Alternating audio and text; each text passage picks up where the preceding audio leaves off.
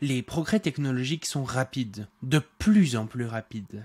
Mais est-ce vraiment une bonne chose? Ne faudrait-il pas parfois ralentir le développement de certaines innovations? Eh bien, c'est exactement la question que j'ai posée à Marc Roux et Didier Kernel. Voici leur réponse.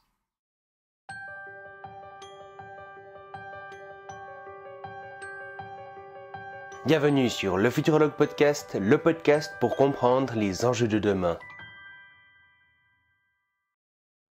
Alors, salut Marc et salut Didier et bienvenue sur le podcast. Bonjour. Bonjour. Du coup, ce que je propose, c'est que vous commenciez par une petite présentation. Marc, est-ce que tu veux commencer par te présenter? Donc, je suis le président de l'association française transhumaniste, Technoprog, et par ailleurs, je précise toujours, je suis historien de formation. Voilà, pour une très brève présentation. Donc, j'ai 60 ans depuis quelques semaines. Je vis à Bruxelles où je travaille comme juriste dans une organisation qui s'occupe de sécurité sociale. Je suis vice-président de l'association française transhumaniste Technoproc et coprésident de l'association Reels Healthy Life Extension Society. Voilà, en très courte introduction. Ok, parfait. Et donc, Marc, je te laisserai commencer. C'est par rapport au progrès technologique. Est-ce qu'il faut aller le plus rapidement possible pour développer justement toutes les technologies, ou est-ce qu'il faut parfois prendre son temps sur certaines technologies? Alors en effet, ça c'est aussi une question dont nous sommes amenés à discuter de temps en temps avec Didier, sur laquelle il semble qu'on ne soit pas tout à fait sur la même longueur d'onde. Enfin, c'est bien normal, et puis c'est sympa, c'est bien, ça. On est tout le temps en train de réfléchir.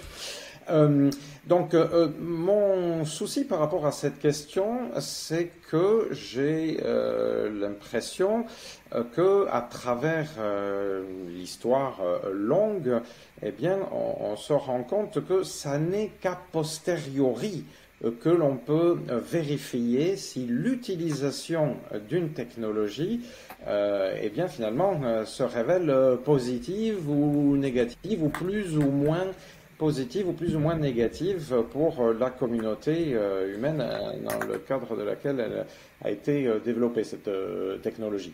Donc ça amène, en disant les choses comme ça, à se poser plusieurs questions. D'une part, évidemment, ça pose la question de l'usage des technologies.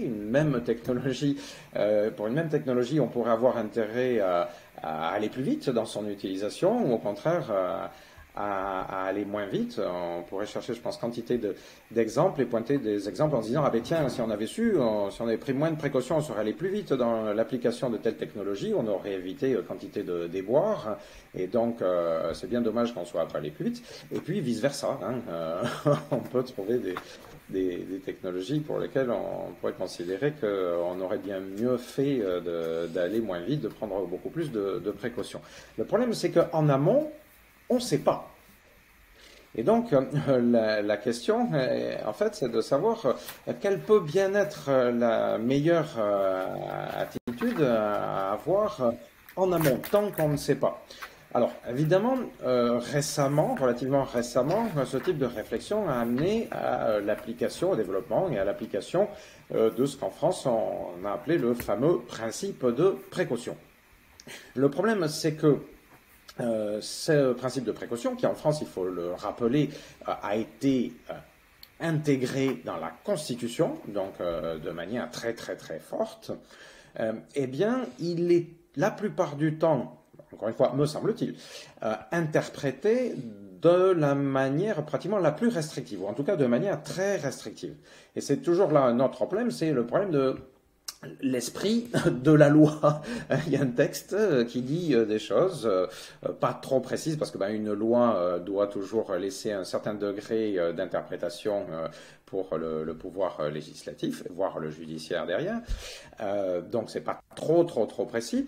Et ce qui se passe, c'est que derrière, dans le contexte dans lequel nous sommes actuellement, qui est un contexte de crise notamment successive et cumulative, eh bien les pouvoirs pouvoirs en place, de mon point de vue, mais je pense du point de vue d'un bon nombre de transhumanistes, les pouvoirs en place ont tendance à interpréter ce principe de précaution de manière restrictive.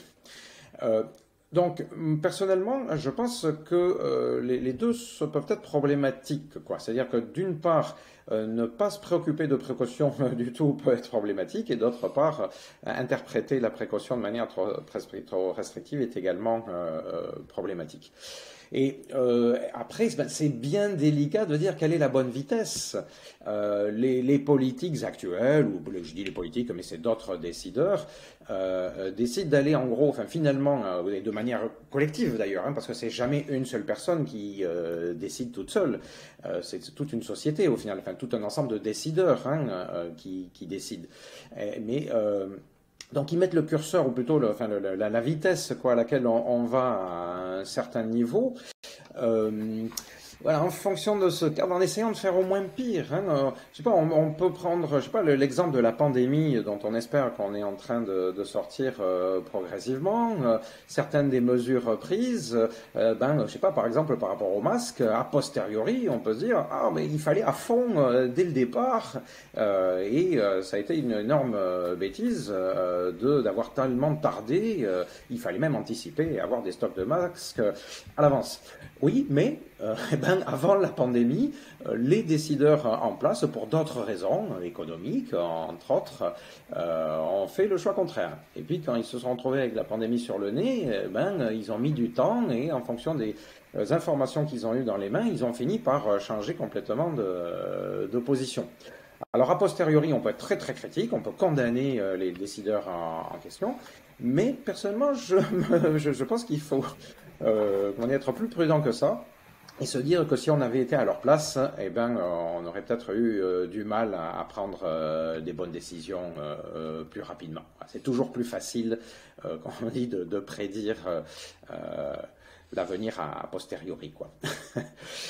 Donc au final, je pense qu'avec toute technologie, il faut chercher un équilibre. Il faut expérimenter, il faut absolument laisser la recherche, surtout la recherche fondamentale, libre dans tous les domaines.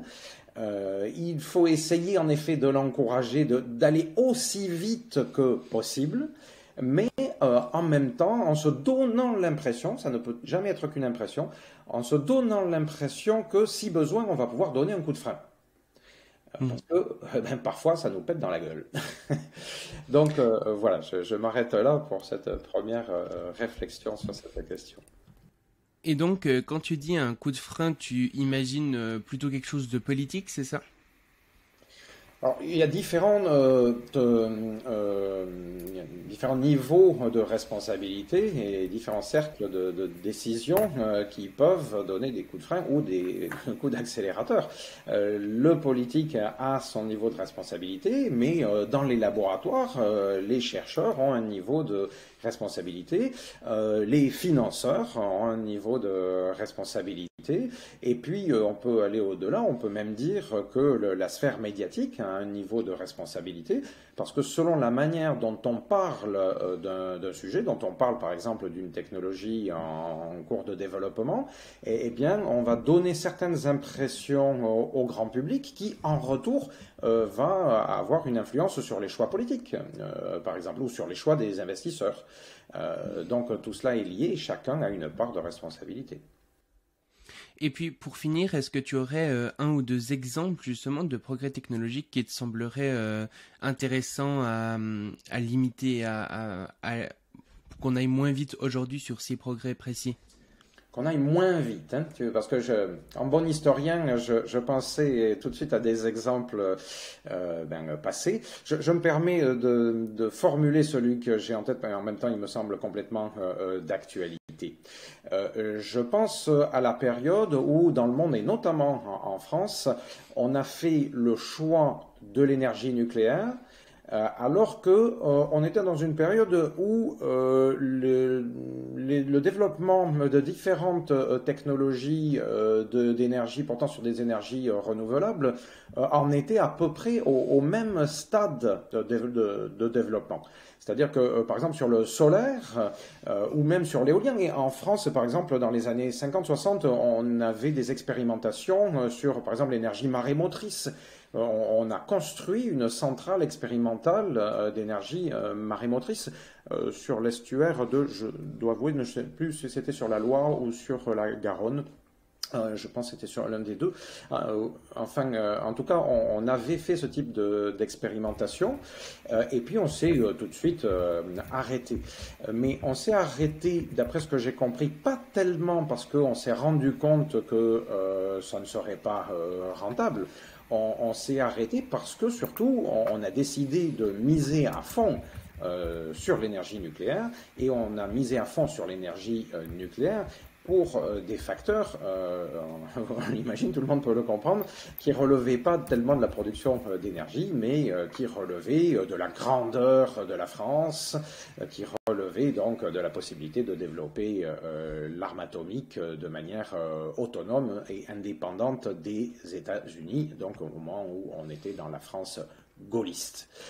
Donc, à ce moment-là, on a accéléré dans une direction qui comportait quantité de risques. Par exemple, évidemment, si on en juge a posteriori, on ne sait toujours pas vraiment démanteler une centrale nucléaire, autant que je comprenne, c'est-à-dire jusqu'au bout, c'est-à-dire qu'on ne sait toujours pas quoi faire des déchets nucléaires sur le long terme, sauf les enfouir, mais donc ça continue à comporter des risques importants. Et donc, dans les années 50, on a fait ce choix-là sans savoir du tout où est-ce qu'on allait. On peut considérer qu'on a accéléré, et en effet, on a réussi à construire des centrales atomiques rapidement, de manière autonome, donc en prenant des risques que plus d'un considère comme démesurés aujourd'hui, excessifs en tout cas. Et alors qu'on aurait pu faire d'autres choix, et si on avait fait d'autres choix, on ne sait pas au final aujourd'hui où est-ce qu'on en serait du point de vue des énergies renouvelables. Parce que voilà, on ne peut pas revenir en arrière. Si on avait investi les milliards qu'on a investis dans le nucléaire, si on les avait investis dès les années 50 dans les énergies renouvelables, où est-ce qu'on en serait aujourd'hui? Personne n'en saura jamais rien. Voilà, ça c'est un exemple plutôt, évidemment, dans une direction différente, hein, ou plutôt en remontant dans le passé. Je sais pas, peut-être je laisse intervenir Didier, comme ça je vais réfléchir en même temps à des exemples plus précis de ce qui me semble pouvoir, ou devoir ne pas être trop accéléré, encore que j'ai évidemment la réflexion sur l'intelligence artificielle qui me trotte déjà dans la tête. On va y revenir. Du coup, Didier, quel est ton point de vue là-dessus? Oui, donc voilà. Donc ici, on est vraiment au cœur, je dirais, de débats, notamment technoprogressistes, avec des impacts qui sont importants. Évidemment, on a une influence très modeste, mais est-ce qu'il y a des moments où des technologies qui apparaissent comme souhaitables doivent être ralenties? Pour moi, poser la question telle qu'elle est posée est non, très clairement, mais je vais évidemment apporter des précisions et apporter des nuances. D'abord, peut-être la plus importante, c'est réfléchir en prenant plus de temps. Ça n'est pas nécessairement, et même assez souvent c'est le contraire, ce n'est pas réfléchir plus. Donc c'est même exactement le contraire, à savoir, je vais donner un exemple précis, les gens qui lisent plus rapidement, toutes choses étant égales par ailleurs, fonctionnent mieux et ont un raisonnement plus correct parce que les mécanismes de mémoire immédiate et la manière dont fonctionne notre cerveau fait que ils accumulent plus et ils peuvent mettre plus de choses ensemble. Dans la vie, on va dire, courante, scientifique, qui est malheureusement, on reviendra là-dessus, beaucoup une vie administrative, eh bien c'est la même chose qui se passe. Donc vous avez un dossier scientifique sur lequel vous avez travaillé pendant des semaines, et puis ça suit tout un trajet qui fait que le dossier vous reviendra finalement des mois après, à un moment dans lequel vous aurez oublié une bonne partie de ce que vous aviez comme raisonnement. Alors, bien sûr, je suis d'accord avec Marc que on ne peut savoir pleinement si quelque chose est positif qu'après avoir fait l'expérimentation. Ceci étant, je veux dire, si on l'a fait demain ou si on l'a fait dans 6 mois, c'est la même chose. On ne pourra savoir pleinement les résultats qu'après l'expérimentation. Donc pour moi, ça n'est pas en soi un argument pour ralentir, c'est juste un argument pour dire que une fois qu'on a pesé, il faut le faire ou il ne faut pas le faire. Alors, peut-être aussi vraiment une chose, il faut, de mon point de vue, être beaucoup plus rapide et donc réfléchir beaucoup plus et plus vite pour ce qui est important et positif, aussi parce qu'il y a des choses importantes et négatives avec des risques. Donc on va probablement parler de l'intelligence artificielle, mais l'intelligence artificielle c'est des risques et des espoirs. Mais prenons le développement des armes, et particulièrement des armes nucléaires ou d'autres armes potentielles qui un jour pourraient, si les choses se passent mal, mettre fin à l'existence d'une bonne partie de l'humanité, voire de toute l'humanité. Plus rapidement les autres développements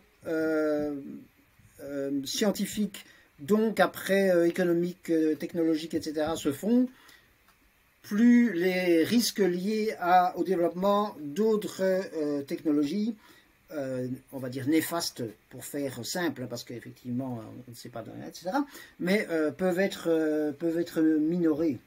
Donc,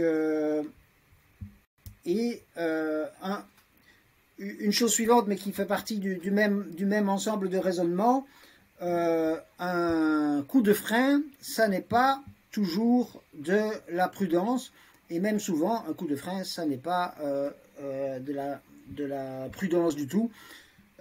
Prenons un exemple simple, si vous êtes sur une autoroute bondée, ouais, cet exemple est probablement trop à côté pour... Mais enfin bon, si vous êtes dans une autoroute bondée, non, quand même, et que vous vous posez des questions, le fait de vouloir vous arrêter le plus vite possible est plus dangereux que le fait de continuer dans le flot. Par ailleurs, mais ça reste dans le même environnement de raisonnement, moins, ça n'est pas toujours être plus prudent. Donc, moins de développement dans un domaine déterminé, moins de précautions contre un incendie, par exemple, c'est plus dangereux que de faire des choses le plus rapidement possible. Alors, bon, maintenant, je ne vais pas non plus exagérer en disant il faut prendre toutes sortes de décisions le plus rapidement possible, du jour au lendemain ou même le jour même. Il va de soi qu'il y a quand même des éléments dans lesquels revoir la situation après un certain délai de temps est souhaitable. Donc il est souhaitable d'avoir, donc une fois qu'on a examiné un problème, l'avis d'une autre personne, et donc la personne doit examiner la solution proposée. Il est souhaitable, pour des raisons tout simplement physiologiques probablement, de dormir dessus, comme on dit, donc de revenir avec un esprit reposé, surtout qui a pu absorber les éléments. Mais ça, c'est une question de jours, c'est pas une question de semaines, de mois ou d'années.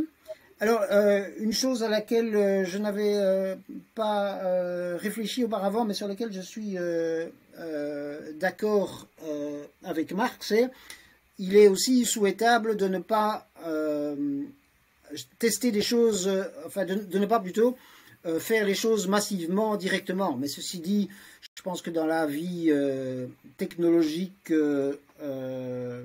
déjà actuelle, même encore plus aujourd'hui d'ailleurs que par le passé, rien ne se fait sans d'abord tester. Mais c'est vrai qu'il y a le test, et puis on pourrait dire qu'il y a l'expérimentation à petite échelle. Et alors, une autre nuance, c'est qu'il faut distinguer, je pense, Marc a parlé de, enfin, je ne sais pas s'il a cité, mais en tout cas c'était l'idée, réversible, irréversible.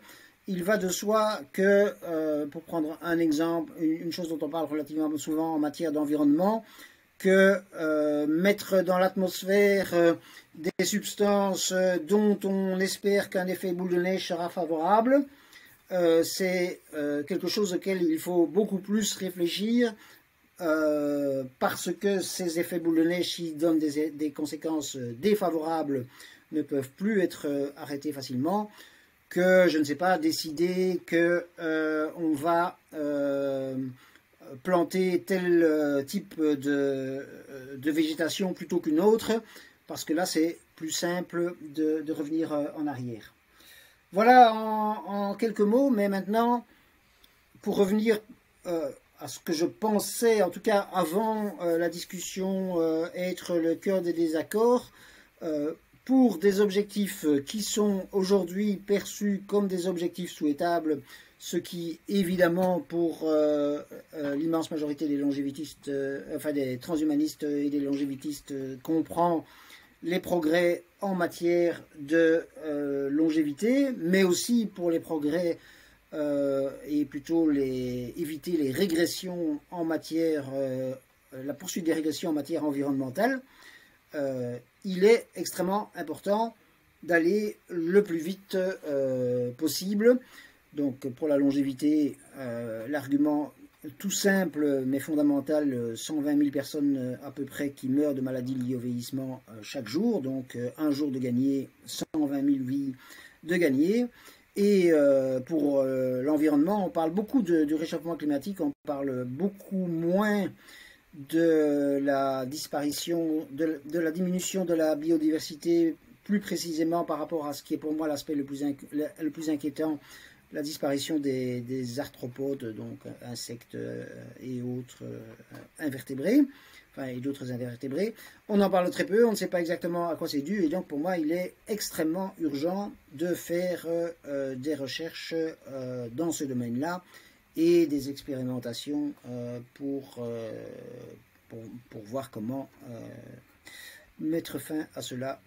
Voilà, donc oui par rapport à petite échelle, oui par rapport à réfléchir, oui par rapport à réfléchir avec d'autres et en se donnant un délai, mais en jours, pas en, donc juste de revenir avec un esprit plus vif. Oui, par rapport à des précautions pour ce qui est irréversible, mais non, et plus que non, dans les autres domaines. Et pour arriver à quelque chose aussi qui fait partie du débat sur qu'on abordera après sur la complexification du monde, et non par rapport à cette idée que j'entends extrêmement souvent, qui est pour avoir l'avis de la population, il faut passer un temps considérable et donc il faut laisser du temps au temps. Si une maison brûle, avec une personne, si une maison de retraite, un EHPAD pour utiliser le terme français, brûle, on ne se demande pas est-ce que c'est vraiment bien nécessaire de sauver les personnes parce que de toute façon elles souffrent déjà beaucoup, etc. On les sauve d'abord et après on se pose la question de savoir quelle est la manière de leur donner le mode de vie le plus satisfaisant possible et est-ce qu'on peut accepter l'euthanasie, etc. Voilà, toutes ces questions-là se pose après l'urgence absolue de la vie. Si je peux réagir, évidemment, Didier a balayé pas mal d'aspects de la question. On sans vouloir être trop long, j'essaie de revenir sur quelques-uns et pour apporter une réponse ou des éléments sans doute, comment dire, balancés. D'abord, je suis tout à fait d'accord que à partir du moment où on a défini de manière collective qu'une technologie paraît souhaitable, à ce moment-là, il paraît clair que la communauté qui l'a décidé va essayer d'accélérer dans cette direction. C'est toujours d'ailleurs comme ça que ça se fait, même quand on se rencontre a posteriori que finalement c'était une mauvaise idée. Mais voilà, si on a décidé collectivement qu'elle est souhaitable, on y va. D'accord aussi pour dire que le crew de frein trop brutal peut être catastrophique, et je suis plutôt d'accord avec l'exemple de l'autoroute. C'est pas toujours souhaitable, ça peut être une très mauvaise idée de vouloir freiner d'un coup trop rapide. D'ailleurs, on voit des exemples concrets. Je sais pas, par exemple, je pense encore au cadre de la pandémie qui est frais dans nos esprits. Le fait d'arrêter certains fonctionnements de manière brutale a des impacts sur l'économie, sur la structuration de la société, et a des impacts, par exemple des impacts négatifs, même si c'était pour un but considéré comme plus important, donc davantage positif. Il y a eu des impacts négatifs à cause de la vitesse de l'arrêt donc de tout un ensemble de systèmes qui étaient mis en place. Et à l'inverse, je suis d'accord aussi pour dire que parfois, le fait d'aller vite et parfois même trop vite du point de vue de l'ensemble de la société peut avoir des effets bénéfiques. Parfois, des progrès proviennent de l'action d'individus ou de petits groupes d'individus qui décident d'accélérer. Et puis, a posteriori, on se rend compte que c'est eux qui avaient raison. Et c'est grâce à leur accélération que l'ensemble de la société bénéficie d'un réel progrès. Mais encore une fois, ça n'est que a posteriori qu'on leur donne raison. Et si on parle de décisions qui sont prises, par exemple de manière démocratique, ou ne serait-ce que par des personnes qui sont en situation de décision, en amont, je pense que il est bien difficile de décider d'accélérer très vite, très tôt. En général, on accélère en effet, après tout un processus qui nous a amené à dire que telle technologie est souhaitable. J'ai noté à ce moment-là de ma réflexion que assez récemment, c'est-à-dire il n'y a que quelques années, un type de position a été remis au goût du jour à travers ce qui a été appelé la théorie accélérationniste.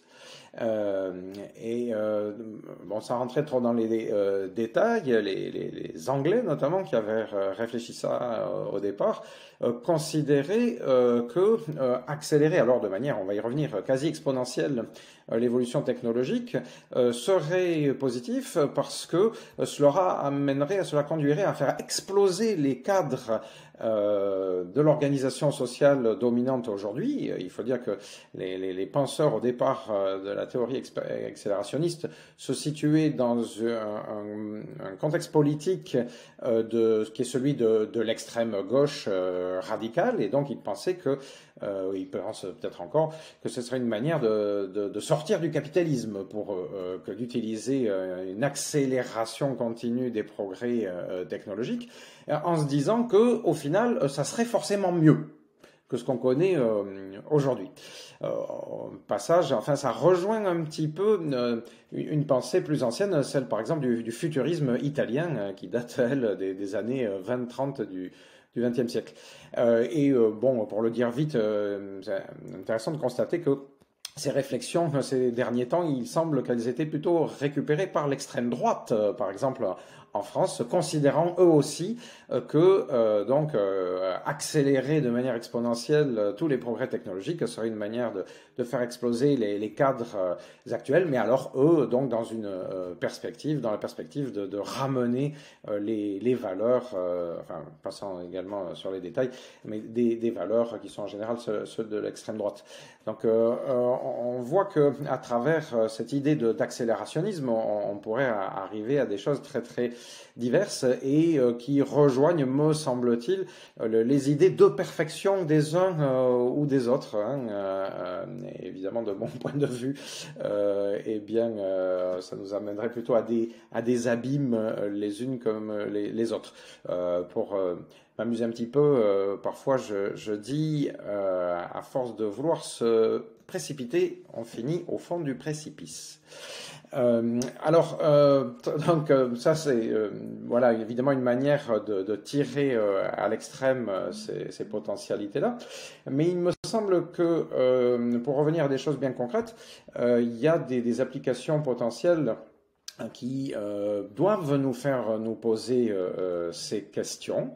Je sais pas, enfin on y reviendra peut-être, mais je pense que l'exemple du développement de l'intelligence artificielle, qui est évidemment très actuel, qui est sur toutes les lèvres et surtout dans tous les médias, est un exemple intéressant parce qu'à la fois évidemment que ce développement est porteur de gigantesques promesses, notamment en termes de santé, notamment en termes de longévitisme, et en même temps, aujourd'hui, un grand nombre ce soit des scientifiques ou des philosophes qui étudient le développement de l'intelligence artificielle, pour certains ont tiré la sonnette d'alarme donc de manière pessimiste en disant une fois on va trop vite en quelque sorte et surtout on va au-delà d'un point au-delà duquel donc on ne maîtrisera plus rien du tout et rien ne nous garantit que tout sera rose au-delà de ce point.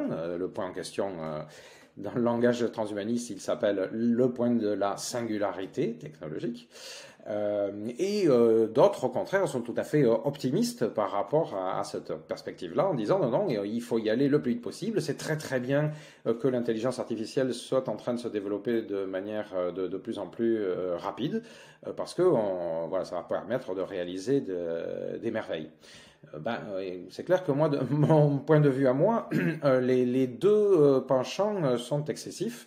Et j'ai tendance à penser que à la fois il faut développer l'intelligence artificielle et à la fois il faut se doter de tous les leviers, éventuellement des leviers de frein possibles, des leviers d'accélération ou des pédales si on veut revenir à l'autoroute. Pour éventuellement accélérer les éléments qui nous paraissent les plus intéressants, par exemple utiliser l'intelligence artificielle telle qu'elle est développée à son niveau actuel ou de développement industriel, disons, pour améliorer les capacités de traitement des bases de données. Ça me paraît plutôt une bonne chose. Mais accélérer dans le sens d'une intelligence artificielle complètement autonome, sans comprendre qu'est-ce qui se passe dans la boîte noire de l'intelligence artificielle, en donnant la potentialité à l'intelligence artificielle en question de prendre toute son autonomie. À la fois, il y a un côté intéressant, dans le sens où, par exemple, faire émerger un nouvel être conscient qui puisse devenir un jour une personne, ça a quelque chose de exciting d'un côté, mais en même temps, je trouve du point de vue de l'aventure humaine, ça a quelque chose de tout à fait intéressant, c'est-à-dire que ça peut être très positif, mais en même temps, ça peut être très négatif. Donc, vouloir à tout prix accélérer, vouloir aller très vite dans cette direction-là, me paraît pas forcément une bonne idée. Mais je me permets de rajouter encore un ou deux éléments. Un facteur qui me dérange profondément, c'est que dans les tendances à l'accélération de la société dans laquelle nous vivons, mais alors maintenant c'est au niveau mondial, je vois des facteurs économiques qui ont leur propre logique, qui ne sont pas celles de l'amélioration de la santé, celles de l'amélioration de la longévité, celles de la mortalité, par exemple, qui sont des facteurs purement économiques, et on pourra y revenir dessus également, qui relèvent d'une logique capitalistique, c'est-à-dire de l'accumulation de valeurs. Ces logiques-là, elles ont leur logique intrinsèque et elles ne se préoccupent pas. Ces logiques intrinsèques, c'est pas forcément de savoir si on va vivre plus longtemps en meilleure santé. Et ces logiques-là, par exemple, elles peuvent avoir intérêt elles peuvent pousser actuellement au développement rapide, voire le plus rapide possible de l'intelligence artificielle, allant jusqu'à une intelligence artificielle forte, une intelligence artificielle s'améliorant elle-même le plus rapidement possible, donc nous conduisant à un point de singularité. Et elles peuvent tendre dans cette direction de manière à peu près complètement irréfléchie du point de vue humain. Et donc ça, je trouve que c'est un biais, c'est un problème. C'est donc un type d'évolution qui ne relève pas du tout de ce à quoi réfléchir ou de ce que peut souhaiter le transhumanisme et encore moins le technoprogressisme. Autre élément de réflexion très rapidement, alors pour titiller un petit peu Didier peut-être, en termes de vieillissement, à la fois je suis essentiellement d'accord en fait sur le fond, mais en ajoutant un petit détail, il me semble qu'il peut y avoir une certaine contradiction entre la volonté de sauver les vies des personnes actuellement vivantes qui souffrent. Toute personne vieillissante à un degré divers connaît un certain niveau de souffrance. Et donc, il est humain de souhaiter épargner un maximum de personnes ces souffrances et de leur épargner le plus rapidement possible. Mais en même temps, je dis, là, il peut y avoir un point de contradiction parce que mettre en application certaines technologies qui, a priori, là où nous en sommes, nous semblent permettre donc de diminuer cette quantité de souffrance, eh bien, si l'on va vite et si l'on va très vite et si l'on va trop vite, eh bien, ça pourrait se révéler contre-productif à moyen ou à long terme. Ce serait un petit peu comme choisir de développer un médicament très rapidement dans un but thérapeutique précis, et puis ne pas prendre la précaution des essais cliniques successifs ou aller très très très vite sur les différents effets cliniques.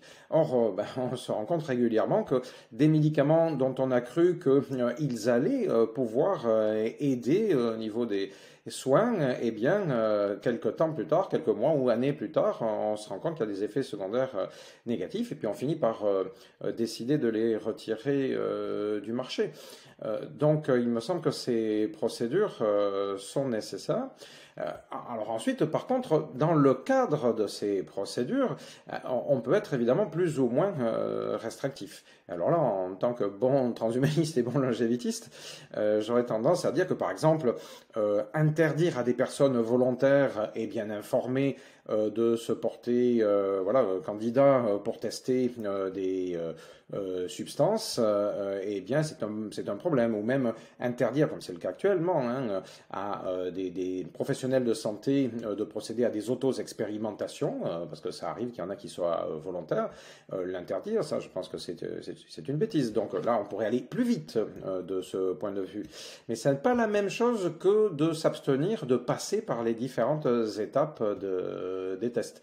Eh bien, de manière globale, pour tout ce qui est accélération ou ralentissement, je pense qu'il en va un petit peu de même. Et enfin, dernière chose, à propos je crois à peu près la dernière chose de ce dont Didier avait parlé, c'est-à-dire sur la nécessité ou pas de rechercher le consentement, enfin l'avis ou l'approbation d'un ensemble de l'ensemble d'une population chaque fois pour prendre des décisions. Bon, évidemment que, quand il y a urgence absolue, de fait, les décideurs prennent des décisions d'urgence et donc ils demandent pas leur avis à tout le monde. Le pompier qui est devant un feu, il éteint le feu, quoi. Il demande pas l'autorisation. Enfin, il faut qu'il éteigne le feu et pas qu'il demande l'autorisation à son supérieur hiérarchique. Mais quand il s'agit de décisions de fond et qui peuvent engager toute une société, ou quand il s'agit de technologies qui sont susceptibles d'impacter très fortement toute une population, tout simplement, moi, ce que je pense constater, c'est que si on va trop vite, on peut régulièrement, on arrive à des effets inverses que ceux que l'on recherche. C'est-à-dire que une population qui n'a pas intégré la perspective, la possibilité, alors c'est pas systématique, mais de temps en temps on constate que une population qui n'est pas prête à recevoir une technologie, aussi aberrant que ça puisse paraître, même si la technologie lui est ou lui serait favorable, ou s'il y a quantité d'éléments rationnels pour tendre à montrer que la technologie est positive, eh bien la population concernée peut la refuser. Alors, bon, on pourrait parler des vaccins, encore que heureusement la grande majorité des populations dans le monde ont accepté, ont reconnu l'intérêt, la validité des vaccins. Ce n'est que des minorités qui la refusent. Mais enfin, ce sont quand même des minorités conséquentes. Et donc, par exemple, on pourrait dire, oh, ben, ça sert à rien de se préoccuper de leur avis, ils sont minoritaires, fonçons, tout de même la majorité l'emportera. Je pense que ce serait une mauvaise idée. Et je pense que les dirigeants, encore une fois, que ce soit des médecins, des immunologues dans ce cas-là, ou des responsables politiques ou autres, ont quand même intérêt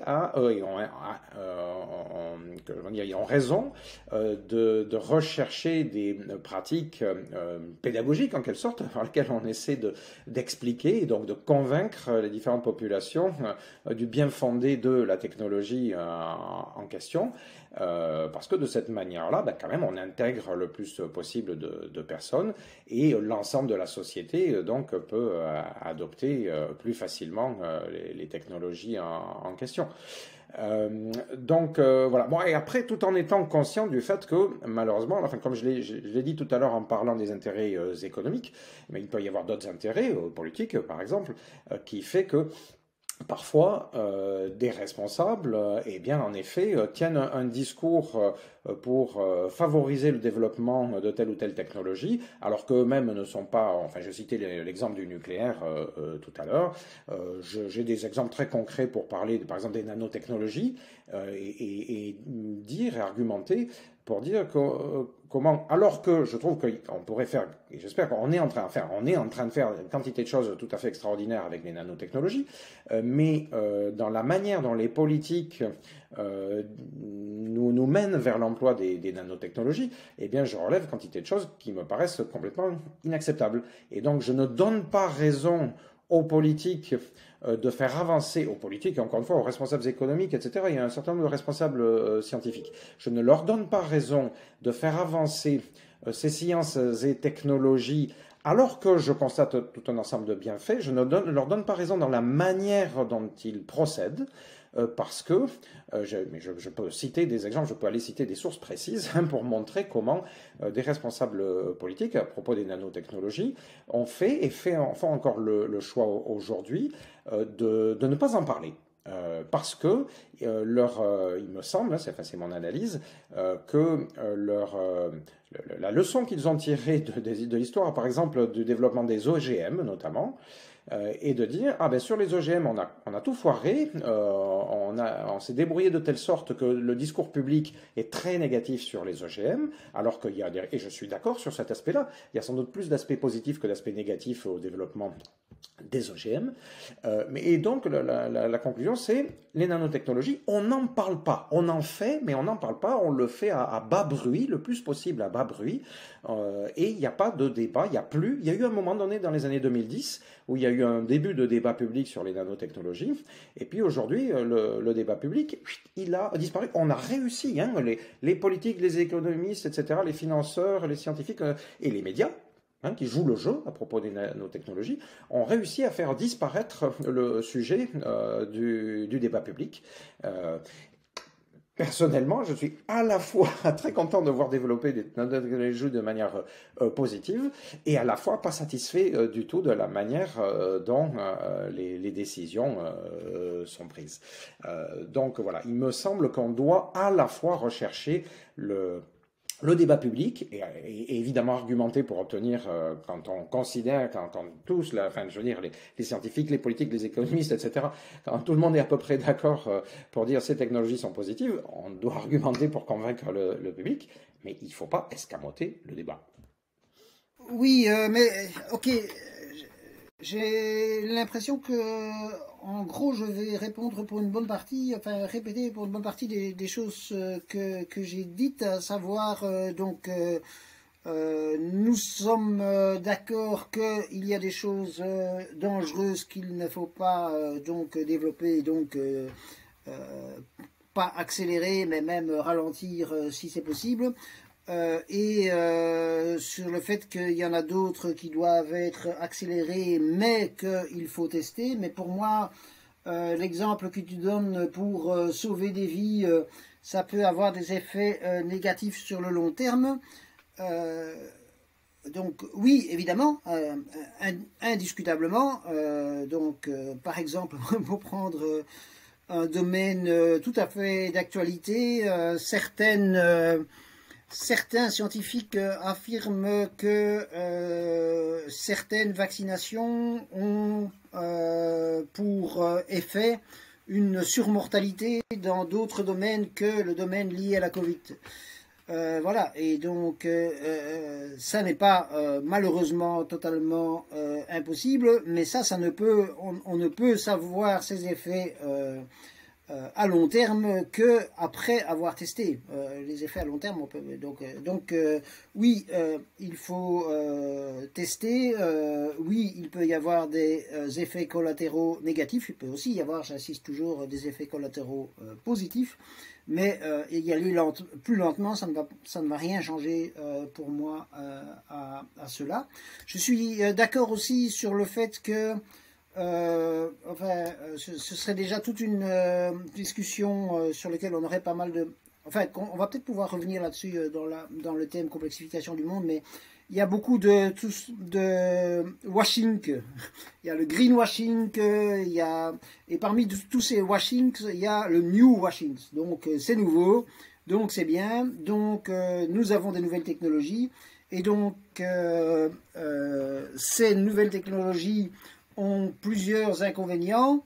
Elles sont souvent polluantes, elles amènent à une surconsommation et en plus elles correspondent relativement souvent à des objectifs qui ne sont même pas les nôtres. Donc imaginons des nouvelles technologies pour pouvoir des nouvelles technologies dans le domaine des échanges commerciaux qui ont pour conséquence de multiplier la circulation des biens virtuels ou effectifs. Ok, mais donc ça c'est la question par rapport aux objectifs prioritaires et aux objectifs non prioritaires, pas par rapport à la question est-ce qu'il faut être plus lent ou pas. Tiens, pour moi, il y a un domaine pour lequel on devrait aussi accélérer considérablement, et là on est d'accord, parfois quand on discute de longévité, Marc et moi, Marc dit finalement il y a pour moi, parfois tu dis plus important que la longévité, parfois aussi important, mais c'est la question du bien-être, la question du bonheur, la question etc. Et pour moi il y a aussi, pour toi aussi d'ailleurs, la question de l'empathie, rendre l'être humain plus proche des autres, notamment grâce à des progrès technologiques. Voilà, donc par rapport à ça, pour moi, il y a aussi urgence. Alors, une autre chose fort importante, la question de l'aspect décision collective. Donc, oui, l'aspect décision collective est important, mais à condition que cela ne signifie pas ralentir considérablement. Et pour moi, par rapport à ça, j'ai une solution miracle, entre guillemets. Ça s'appelle en droit des délais de rigueur. Donc oui, à ce qu'il y ait des mécanismes collectifs, mais à condition que entre le moment où on pose la question aux citoyens et le moment où les citoyens ont donné leur avis, il se passe un délai raisonnable.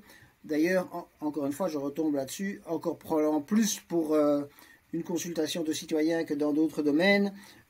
Si vous avez un texte de présentation d'un nouveau projet qui est en ligne pendant 2 ans, personne ne va le lire. Si on dit, voilà, pour telle question, c'est en ligne pendant 1 semaine, et après vous devez donner votre avis, ça aura probablement un impact plus grand. Ce qui m'amène à, dans tous les washing, attention, il y a beaucoup actuellement le democracy washing, consultation washing, pas plus loin qu'à 250 mètres de l'endroit où je me trouve actuellement. Il y a un petit espace, un espace de quand même une vingtaine d'hectares qui appartenait à une grosse société et qui va être réaffecté à des probablement espaces verts, nouvelles constructions, etc. Et donc il y a toutes sortes de démocratie washing qui comprennent à peu près tous les aspects, sauf qu'on ne demande même pas aux gens en réalité les choses. On fait semblant de les associer pour l'essentiel.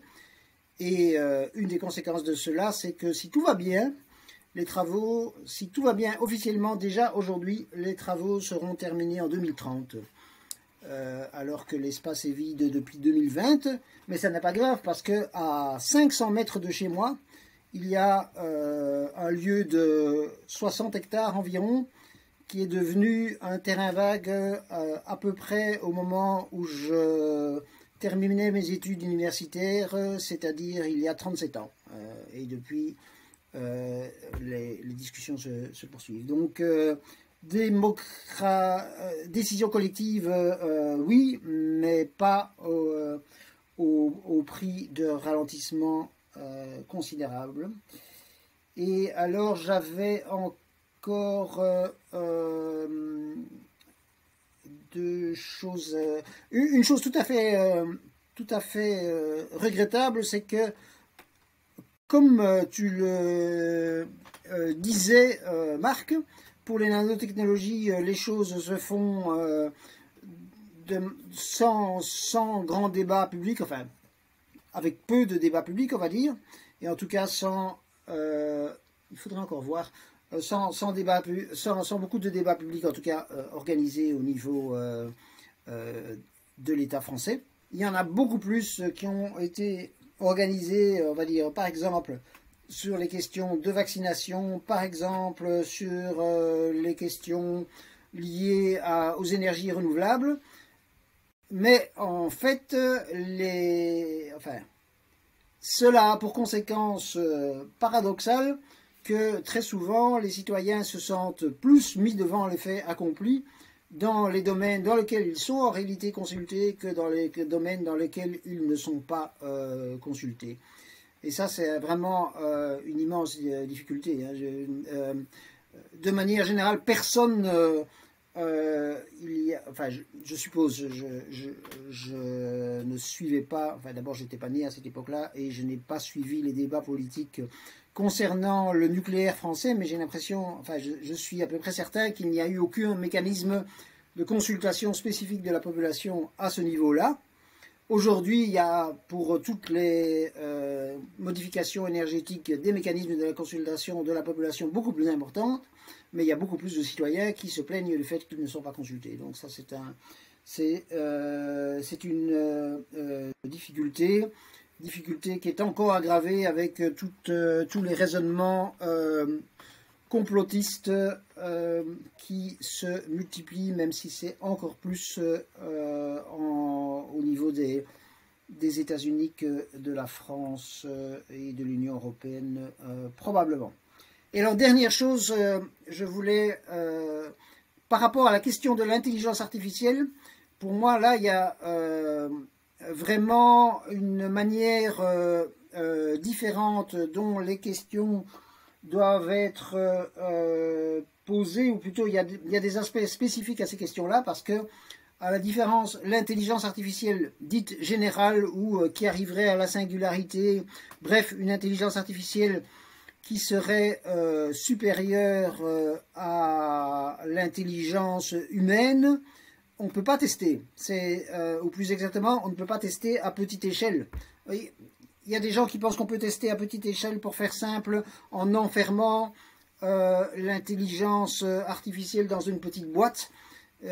Pour moi, l'expérience de penser, imaginez un chimpanzé, ou plutôt une troupe de chimpanzés qui essaye d'enfermer un humain, c'est évident que cette troupe de chimpanzés ne sera pas capable d'enfermer l'humain ou un groupe d'humains avec une efficacité totale. Donc c'est évident que une intelligence supérieure à l'humain ne pourrait pas être enfermée avec garantie que cela reste ainsi. Donc on ne peut pas débrancher la prise d'une intelligence artificielle qui serait supérieure à l'humain et qui aurait accès à Internet, et on ne peut pas imaginer une intelligence artificielle supérieure à l'humain qui n'aurait pas accès à l'Internet.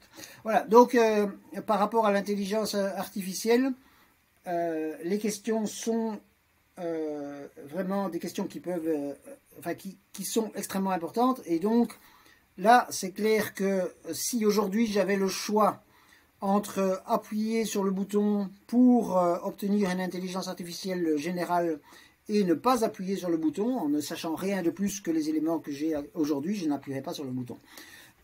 Ça c'est clair. Alors maintenant, par rapport à ça, il y a pas mal de chercheurs qui s'intéressent, qui suivent, heureusement d'ailleurs, qui suivent les questions liées à ces risques.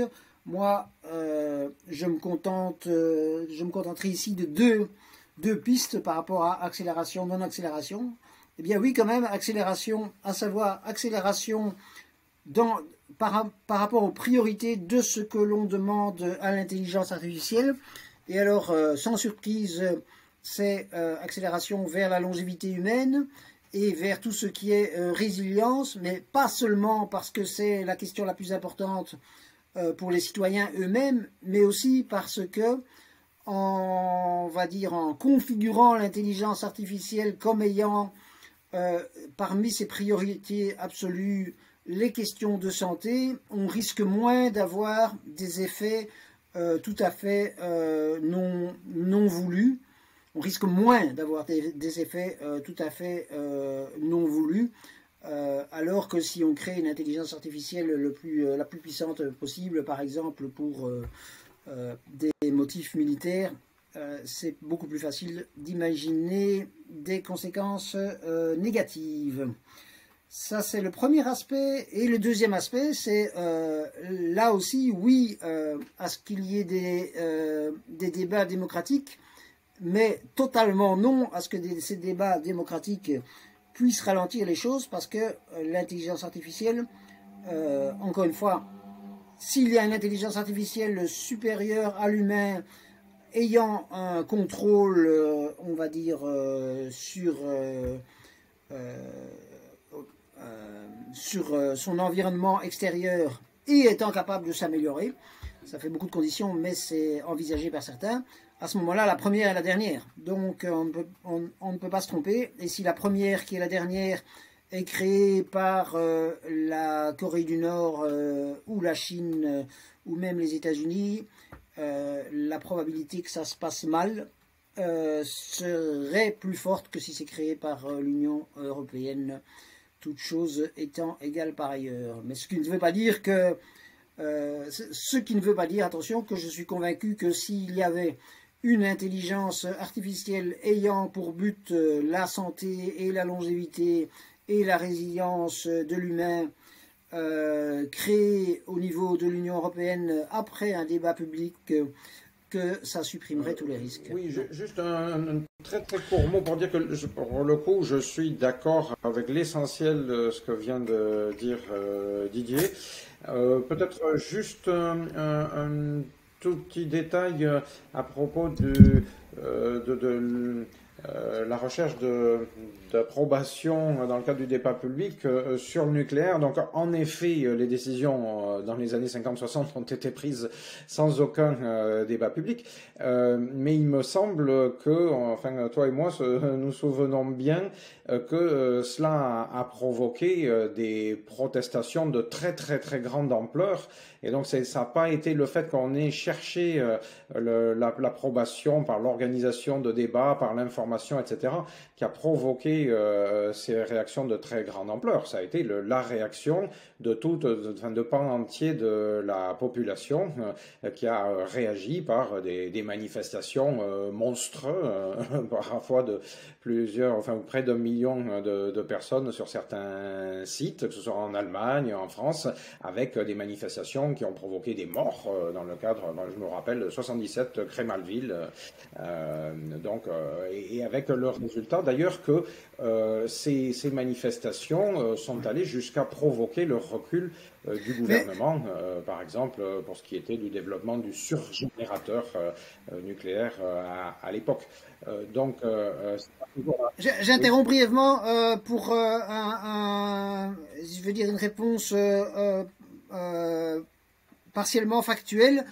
Donc c'est effectivement, il y a eu un mouvement antinucléaire extrêmement important, mais ce mouvement antinucléaire n'était pas au début du nucléaire en France, ça c'est la première dimension, et surtout le mouvement antinucléaire faisait partie d'un continuum anti-nucléaire, parce que le nucléaire civil et le nucléaire militaire étaient et sont d'ailleurs encore extrêmement liés. Donc ça n'était pas seulement, et c'était même probablement pas principalement, la question du choix énergétique qui se posait là, mais c'était d'abord ce qu'on appelait et ce qu'on appelle encore parfois le complexe militaro-industriel. Voilà. Et alors je profite de ce que je t'ai interrompu pour dire, pour moi, un domaine dans lequel très certainement les procédures de consultation, particulièrement dans un pays comme la Belgique, où les recours en justice sont possibles, durent des années, etc., c'est le domaine de l'énergie éolienne. Je peux comprendre, je ne vais pas m'étendre, que les gens ne souhaitent pas d'éoliennes dans leur jardin ou même relativement près. Je n'arrive pas à comprendre les mouvements d'opinion qui se passent lorsque les éoliennes se trouvent à des dizaines de kilomètres dans la mer et que vraiment il faut presque des jumelles pour pouvoir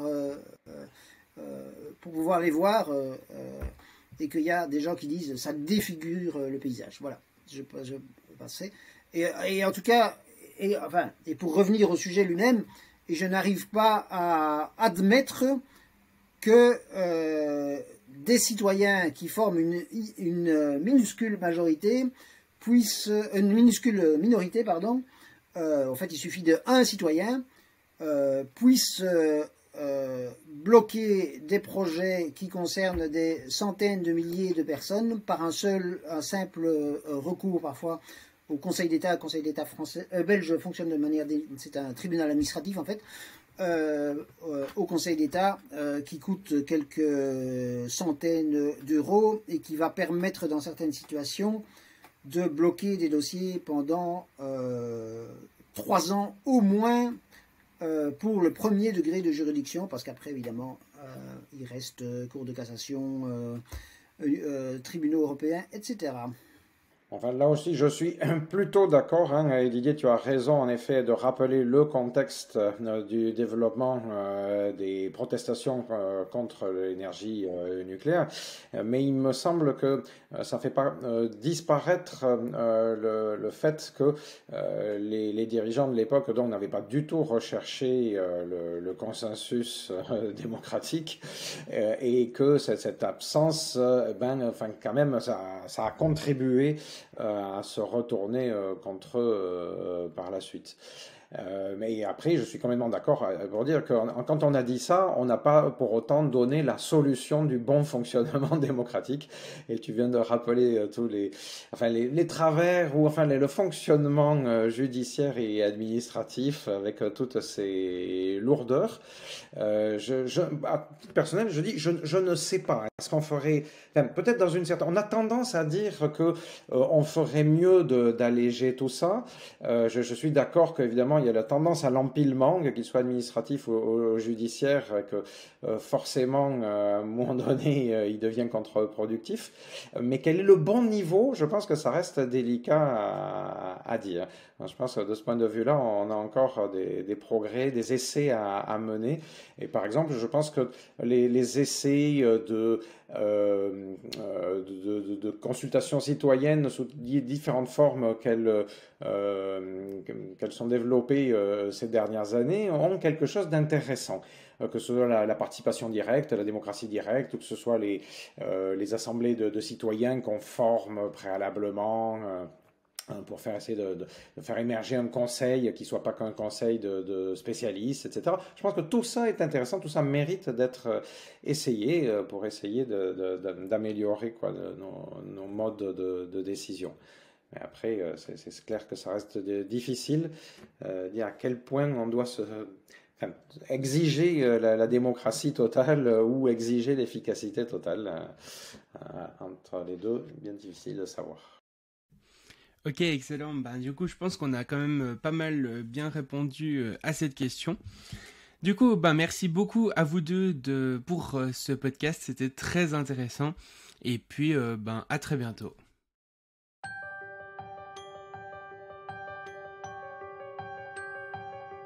Merci d'avoir écouté le Futurologue Podcast, le podcast pour comprendre les enjeux de demain.